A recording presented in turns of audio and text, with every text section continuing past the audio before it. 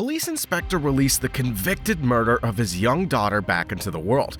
But as shadows of doubt cast over the true identity of the killer, his quest for justice spirals into a dark and dangerous obsession. As busy parents, Police Inspector Richard and his wife Claire, an anesthesiologist, alternate in caring for their beautiful daughter Emily. Richard gets a call one day when he and Emily are getting ready for an outing, informing him that their friend's in grave danger. Richard must go, much to Emily's dismay. He walks out, saying he'll be back in a few hours. When Emily begins to gripe to her friend Damien about her dad abandoning her once more, Damien invites her to meet him alone in the woods. She heads off to a remote location deep in the forest, a place where crimes are most likely to occur. Emily's being awaited by Damien. He's startled when he hears a noise. Richard, meanwhile, goes back home and begins to search for Emily. Right at that moment, he gets a call from his coworker Steven, informing him that they've discovered a 6-year-old girl's dead body. Sadly, Steven stops Richard when he gets to the crime site, since the body turns out to be Emily's. Richard's hoping desperately that the body is not hers. Richard is beyond broken. A remorseful father begs Emily's forgiveness at her funeral, and the coffin's closed as Claire bids her daughter farewell. The director of police, Richard's superior, is told that Emily was used before her murderer killed her, but no DNA or eyewitnesses have been located. Damien, Emily's friend, was unaware of this since Emily had left them following a disagreement.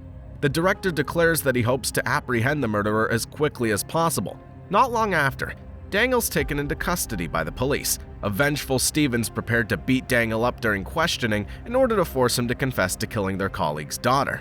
But Arnold tells him to cool off. At that moment, Richard storms in, threatening to kill him with a revolver, but his coworker stops him. Fearing for his life, Daniel quickly admits to killing Emily and assaulting her, providing specifics that only the killer would know.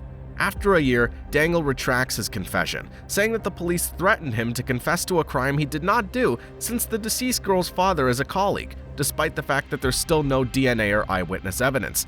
Nevertheless, in spite of the scant evidence, the jury finds Daniel guilty of Emily's murder and sentences him to 30 years in jail. Daniel begins drafting a letter to Richard while incarcerated and conceals it with a stick. Subsequently, he writes Richard another letter expressing his condolences for his loss and asserting that he did not actually kill Emily. After reading this, Richard becomes upset and starts crying. After a year, Richard began drinking at work, and his wife Claire began to become distracted at her hospital. However, Daniel now has a number of female followers that understand him, and he keeps in contact with them all. He keeps writing Richard, insisting he's innocent. Richard locks the letters in his drawer, even if he doesn't reply to him. He goes back to the day Emily was killed and reconstructs the events in a new way. He wishes he had never left her alone. He is so overcome with guilt. Richard comes onto a news broadcast one day stating that Salinas, a serial child killer, had been taken into custody in Bordeaux for the death of 4 or more children. Richard makes the decision to go to Bordeaux while feigning a passing curiosity with Salinas' records. Now based at the Bordeaux police station, Steven quickly provides him with all the information he needs. As Daniel's letter writing caused Richard to suddenly believe that Daniel's innocent, was Salinas the actual murderer? After returning to Paris, Richard tells Arnalde, his supervisor, about the parallels between Emily's murder and Salinas' method of killing his young victims. Despite appearing doubtful of Richard's intentions, Arnalde permits him to conduct a counter-investigation. Richard visits Salinas' cousin, who resides not far from the scene of Emily's death. She recalls that Salinas had seen his doctor around the time of Emily's death. Therefore, she confirms that he was in the woods on the day of Emily's murder. She presents the prescriptions from the doctor as proof. Richard asks Steven to arrange for a judge to question Salinas on Emily's murder. Steven reluctantly accepts.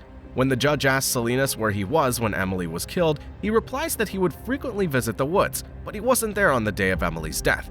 Despite acknowledging that he has killed other children, he denies ever seeing Emily and even killing her when Emily's image is shown to him. Richard is certain that Salinas killed his daughter after learning that Salinas was in the woods.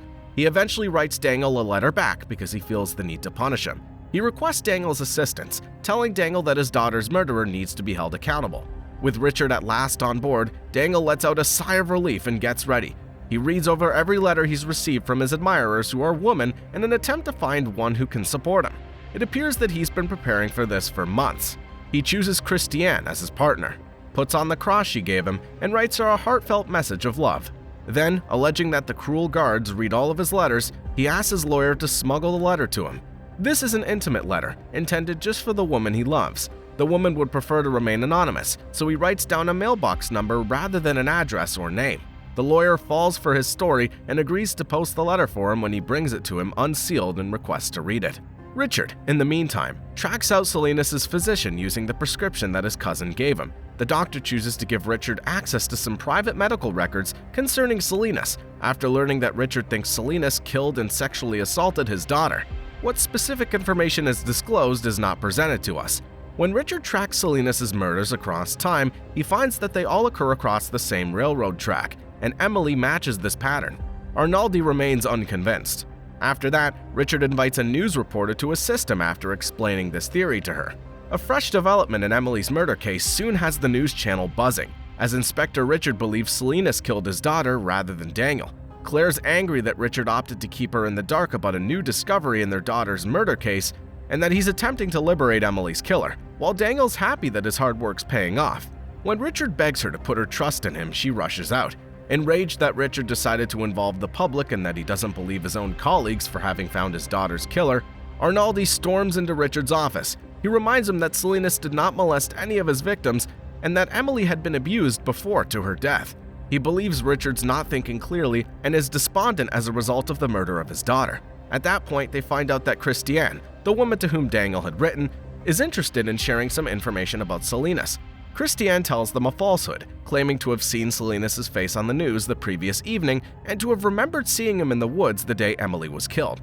She's asked by Arnaldi why it took her so long to report this. She claims that because she was ignorant of Salinas' criminal past at the time, she was unable to tie his murder to the death of the little girl. Furthermore, the girl's offender was taken into custody soon after.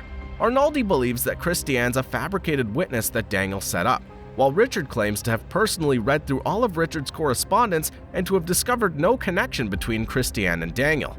It's obvious that Richard's lying in an attempt to punish Salinas for killing his daughter. After successfully posing as Christiane's eyewitness, Richard writes another letter to Daniel, requesting a new trial so that Salinas can face justice.